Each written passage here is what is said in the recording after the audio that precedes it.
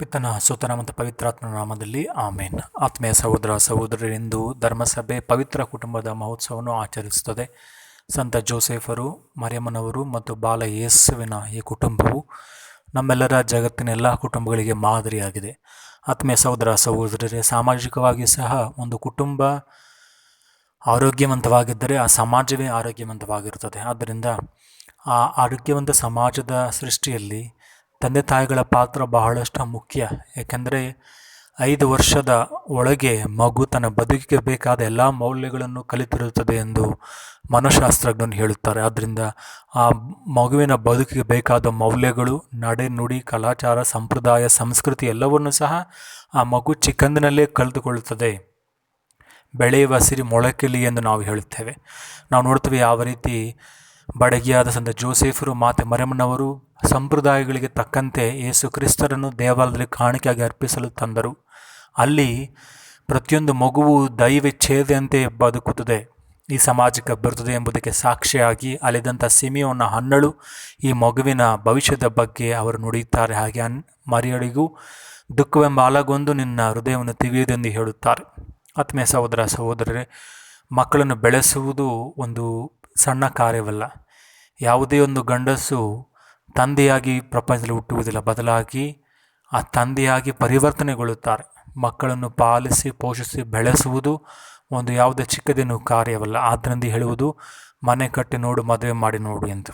ಆತ್ಮೀಯ ಸಹೋದರ ಸಹೋದರರೇ, ಪವಿತ್ರ ಕುಟುಂಬದಲ್ಲಿ ಆ ಕುಟುಂಬ ಪವಿತ್ರವಾದದ್ದು ಅಲ್ಲಿ ಇದ್ದಂಥ ಆ ಒಂದು ಸಂಪತ್ತಿನಿಂದ ಅಲ್ಲ, ಅಲ್ಲಿದ್ದಂಥ ಒಂದು ಶೌರ್ಯದಿಂದ ಅಲ್ಲ, ಬದಲಾಗಿ ಪವಿತ್ರ ಕುಟುಂಬ ಪವಿತ್ರವಾದದ್ದು ಅಲ್ಲಿದ್ದಂಥ ಪ್ರಭು ಯೇಸುವಿನ ಪ್ರಸನ್ನತೆಯಿಂದ.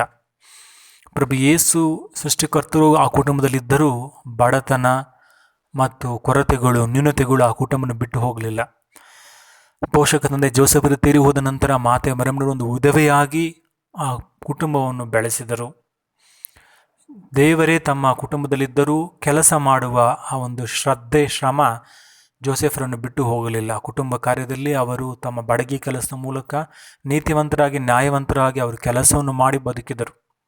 ಅಂತೆಯೇ ನಾವು ನೋಡುತ್ತೇವೆ ಮಾತೆ ಮರಿಯಮ್ಮನವರು ಸಹ ಯಾವ ರೀತಿ ಒಂದು ತಾಯಿಯಾಗಿ ವಾತ್ಸಲ್ಯವನ್ನು ಸಂಪ್ರದಾಯದಲ್ಲೂ ಮತ್ತು ಆ ಒಂದು ಭಕ್ತಿಯಲ್ಲೂ ಶ್ರದ್ಧೆಯಲ್ಲೂ ಪ್ರಭು ಕ್ರಿಸ್ತನನ್ನು ಬೆಳೆಸಿದರು ಎಂದು.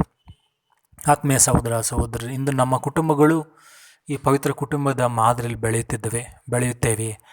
ಪೋಪ್ ಫ್ರಾನ್ಸಿಸ್ ರವರು ತಮ್ಮ ಅಮೋರಿಸ್ ಲೆತಿಯಸ್ ಎಂಬ ಪರಿಶುದ್ಧ ಪರಿಪತ್ರದಲ್ಲಿ ಹೀಗೆ ಹೇಳುತ್ತಾರೆ: ಪ್ರತಿ ಕುಟುಂಬದಲ್ಲೂ ತಂದೆ ತಾಯಿಯಂದರು ಬಳಸಬೇಕಾದ 3 ಮುಖ್ಯ ಪದಗಳು I am sorry, thank you, please. ನನ್ನನ್ನು ಕ್ಷಮಿಸು, ವಂದನೆಗಳು, ದಯವಿಟ್ಟು ಎಂದು. ಯಾಕೆಂದರೆ ಗಂಡನಾದವನು ಹೆಂಡತಿಯನ್ನು, ಹೆಂಡತಿಯಾದವಳು ಗಂಡನನ್ನು ಕಾಟಾಚಾರಕ್ಕೆ ಬೇಕಾಬಿಟ್ಟಿಯಾಗಿ ತೆಗೆದುಕೊಳ್ಳುವುದಲ್ಲ. ಪ್ರತಿಯೊಬ್ಬರೂ ಸಹ ದೇವರ ಪ್ರತಿರೂಪದಲ್ಲಿ ಸೃಷ್ಟಿಸಲ್ಪಟ್ಟವರು. ಆದ್ದರಿಂದ ಒಬ್ಬರು ಮತ್ತೊಬ್ಬರನ್ನು ನಾನು ನಿನ್ನನ್ನು ಕಷ್ಟದಲ್ಲೂ ದುಃಖದಲ್ಲೂ ಪ್ರೀತಿಸಿ ಗೌರವಿಸುತ್ತೇನೆ, ನಾನು ನಿನಗೆ ಪ್ರಾಮಾಣಿಕನಾಗಿರುತ್ತೇನೆ ವಾಗ್ದಾನಗಳನ್ನು ನೆರವೇರಿಸಬೇಕು. ಆದ್ದರಿಂದ ಹಲವು ಬಾರಿ ಇಂಥ ವಾಗ್ದಾನಗಳನ್ನು ನಾವು ತಪ್ಪಿ ನಡೆದಾಗ, ನಾವು ತಪ್ಪು ಮಾಡಿದೆಂಬ ಅರಿವು, ಪ್ರಜ್ಞೆ ಮತ್ತು ಕ್ಷಮೆ ಕೇಳುವಂಥ ಮನೋಭಾವ, ದೀನತೆ ನಮ್ಮಲ್ಲಿರಬೇಕೆಂದು ಪೋಪ್ ಫ್ರಾನ್ಸಿಸ್ ಅವರು ಹೇಳುತ್ತಾರೆ. ಆತ್ಮೀಯ ಸಹೋದರ ಸಹೋದರರೇ, ಗುರುಗಳು, ಕನ್ಯಾಸ್ತ್ರೀಯರು, ಶ್ರೇಷ್ಠ ವಿಜ್ಞಾನಿಗಳು, ಸಮಾಜ ಸೇವಕರು ಸ್ವರ್ಗದಿಂದ ಭೂಮಿಗೆ ಧುಮುಕುವುದಿಲ್ಲ, ಬದಲಾಗಿ ನಮ್ಮ ಕುಟುಂಬಗಳ ಮುಖಾಂತರವೇ ಅವರು ಬರುವುದು. ಆದ್ದರಿಂದ ಯಾವ ರೀತಿ ನಾವು ಹೆತ್ತವರಾದ ನಾವು ತಂದೆ ತಾಯಿಗಳು ಯಾವ ರೀತಿ ಪರಿಶ್ರಮದಲ್ಲೂ ಭಕ್ತಿಯಲ್ಲಿ ಪ್ರವರ್ತಿಸುತ್ತೇವೆಯೋ ಅಂಥದೇ ಗುಣಗಳು ನಮ್ಮ ಮಕ್ಕಳಿಗೆ ರಕ್ತದಲ್ಲಿ ಕೂಡ ಹರಿಯುತ್ತದೆ. ತಂದೆ ತಾಯಿಗಳಾದ ನಾವು ಸ್ವಾರ್ಥಪರರಾಗಿ ಜಗಳ, ಗಲಭೆ ಇಲ್ಲಿ ನಾವು ನಿರತರಾದರೆ ಅದೇ ಗುಣಗಳು ಸಹ ನಮ್ಮ ಮಕ್ಕಳಲ್ಲಿ ಸಹ ಮೈಗೂಡುತ್ತವೆ. ಆತ್ಮೀಯ ಸಹೋದರ ಸಹೋದರರೇ, ಬರೀ ಮಕ್ಕಳನ್ನು ಇಟ್ಟು ಅವರಿಗೆ ಬೇಕಾದಂಥ ಒಳ್ಳೆಯ ವಿದ್ಯಾಭ್ಯಾಸ ನೀಡುವುದು ಮಾತ್ರವಲ್ಲ, ದೈವ ಭಯದಲ್ಲಿ ಅವರನ್ನು ಬೆಳೆಸಬೇಕು.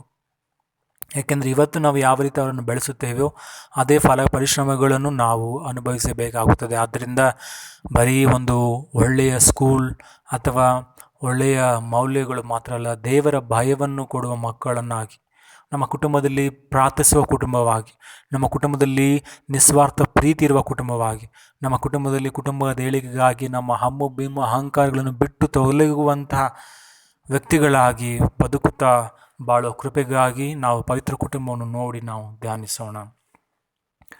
ದೀನಗೋದಲ ನೆಲೆಯಲ್ಲಿ ಜೋ ಜೋ ಏಸು ಬಾಲಜೋ ಹಾಡುತ್ತ ಬಂತು ದೂತರ ಗುಂಪು, ಜೋಗುಳ ಪಾಡುವುದು ಗಿವಿಗಿಂಪು.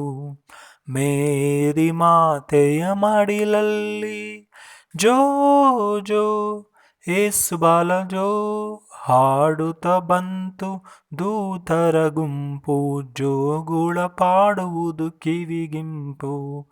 ಜೋಸೆಫ್ ತಂದೆಯ ಬಳಿಯಲ್ಲಿ ಜೋ ಜೋ ಏಸು ಬಾಲಜೋ ಹಾಡುತ್ತ ಬಂತು ದೂತರ ಗುಂಪು, ಜೋಗುಳ ಹಾಡುವುದು ಕಿವಿಗಿಂಪು.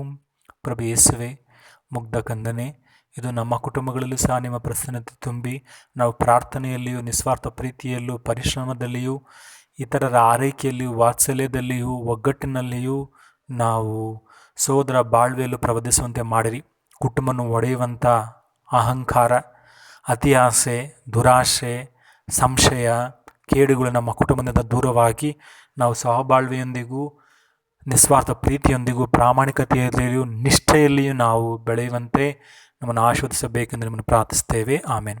ಆತ್ಮೀಯ ಸಹೋದರ ಸಹೋದರರೇ, ಒಗ್ಗಟ್ಟಾದ ಸುಂದರ ದೇವ ಭಕ್ತಿಯುತ ಕುಟುಂಬವನ್ನು ಕಟ್ಟುವುದಕ್ಕೆ ದೇವರು ನಮಗೆ ಬೇಕಾದ ಆಶೀರ್ವಾದ ನೀಡಲಿ ಎಂದು ಪಿತನ ಸುತನ ಪವಿತ್ರ ನಾಮದಲ್ಲಿ ನಾನು ನಿಮ್ಮನ್ನು ಆಶೀರ್ವದಿಸುತ್ತೇನೆ. ಆಮೇನ್.